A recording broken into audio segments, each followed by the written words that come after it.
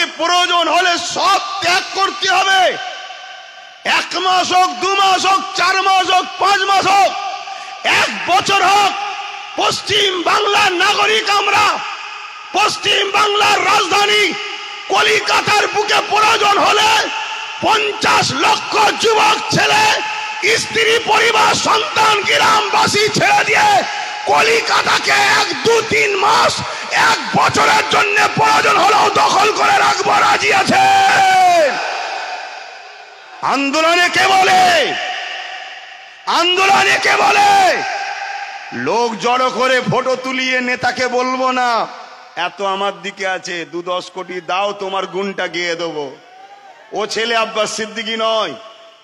আমি পরের গুণ গাইতে যাবো, কারণ আমার ঘরেই তো আল্লাহ খালি নেতা পাঠিয়েছে। এই জানেন না নওশাদ সিদ্দিকীকে? ও তো আমার ঘরের। কথা বুঝছেন না, বোঝেন না? তো এই জন্যে বলি এটা আমার ধর্মীয় পাঠ।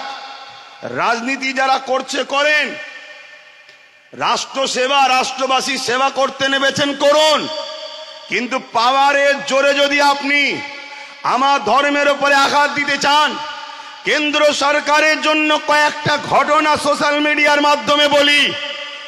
মনে রাখবেন মসজিদে আকসা, এই মসজিদে আকসাকে বারবার জালিমরা দখল করেছিল। মসজিদে আকসাকে একটা সময় সেলিবিয়া সম্প্রদায়রাও দখল করেছিল।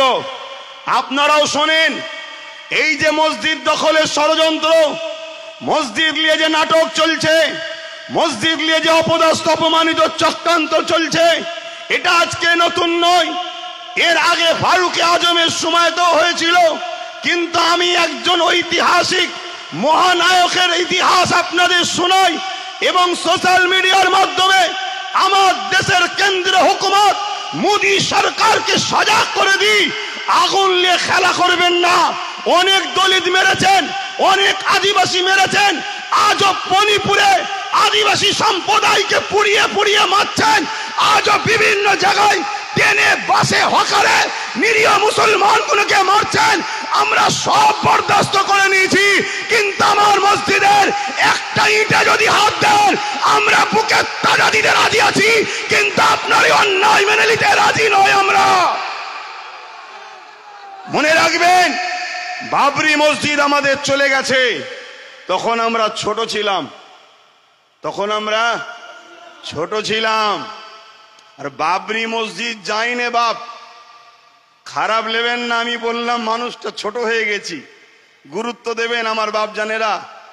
বাবরি মসজিদ আমাদের যাইনে, বাবরি মসজিদ